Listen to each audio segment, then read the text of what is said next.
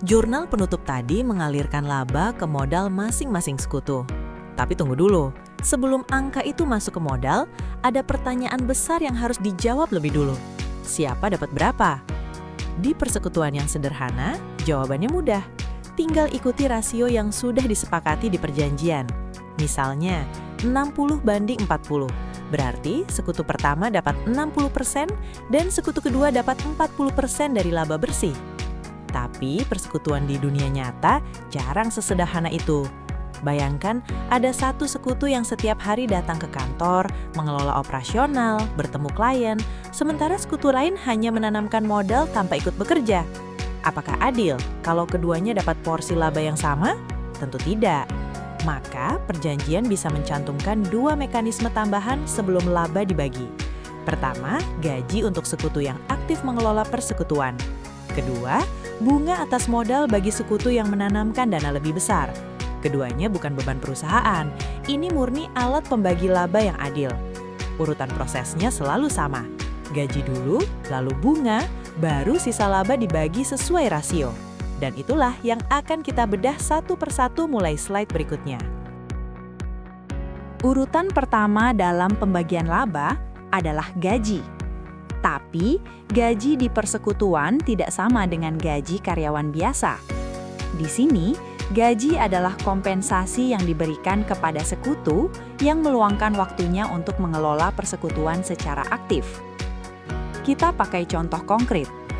Fatima, Luluk, dan Dias mendirikan persekutuan bersama.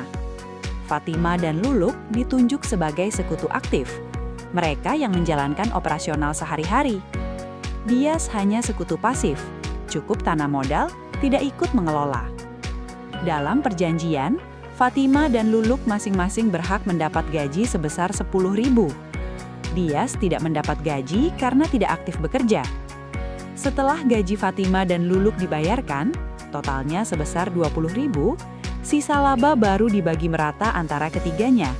Fatima, Luluk, dan Dias masing-masing mendapat sepertiga. Yang krusial dipahami, gaji ini tidak pernah muncul sebagai beban gaji di laporan laba rugi persekutuan. Laba bersih persekutuan dihitung tanpa memperhitungkan gaji sekutu. Gaji sekutu adalah bagian dari proses pembagian laba, bukan pengurang laba. Ini perbedaan mendasar antara persekutuan dan PT.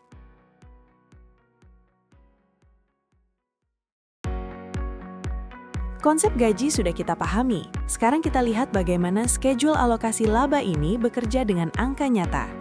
Tahun 2018, persekutuan Fatima, Luluk, dan Dias meraup laba bersih sebesar Rp80.000. Langkah pertama, keluarkan gaji. Fatima dan Luluk masing-masing mendapat Rp10.000, total gaji sebesar Rp20.000. Laba bersih dikurangi gaji tersisa Rp60.000 untuk dibagi. Langkah kedua, bagi sisa laba secara merata. Rp60.000 dibagi 3, Fatimah, Luluk, dan Dias masing-masing mendapat Rp20.000. Sisa untuk dibagi menjadi 0, artinya semua laba sudah teralokasi habis. Hasilnya, Fatimah total mendapat Rp30.000. Dari gaji Rp10.000 ditambah bagian merata Rp20.000. Luluk sama persis dengan Fatimah, juga sebesar Rp30.000. Dias yang tidak dapat gaji hanya menerima bagian merata sebesar Rp20.000. Total alokasi Rp80.000, pas sama dengan laba bersih. Jurnalnya, ikhtisar laba rugi didebit sebesar Rp80 juta, lalu dikredit ke modal Fatimah sebesar Rp30 juta, modal Luluk sebesar Rp30 juta, dan modal Dias sebesar Rp20 juta. Laba sudah resmi terbagi, adil sesuai kontribusi masing-masing. Skenario tadi terasa menyenangkan. Laba cukup besar, semua sekutu kebagian. Tapi bagaimana kalau tahun ini bisnis tidak begitu bagus? Misalnya laba bersih hanya sebesar Rp18.500.000. Padahal gaji Fatimah dan Luluk saja sudah mencapai Rp20.000. Aturannya tegas, gaji tetap diberikan penuh, meskipun laba tidak cukup. Ini bukan pilihan, ini sudah tertuang dalam perjanjian. Jadi, Fatimah dan Luluk tetap masing-masing mendapat Rp10.000. Akibatnya, setelah gaji dikeluarkan, bukan sisa laba yang tersisa, melainkan defisit sebesar Rp1.500. Angka negatif ini harus dibagi merata ke semua sekutu, termasuk Dias. Masing-masing menanggung Rp500. Dampaknya paling terasa pada Dias. Fatima dan Luluk masih untung.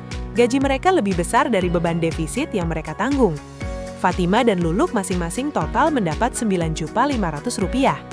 Tapi Dias, yang tidak mendapat gaji sama sekali, justru harus menanggung kerugian sebesar Rp500. Modal Dias berkurang. Jurnalnya mencerminkan ini. Ikhtisar laba rugi didebit sebesar Rp18.500.000, modal Dias juga didebit sebesar Rp500.000. Lalu modal Fatima dan modal Luluk masing-masing dikredit sebesar Rp9.500.000. Inilah resiko nyata menjadi sekutu pasif di tahun yang kurang beruntung.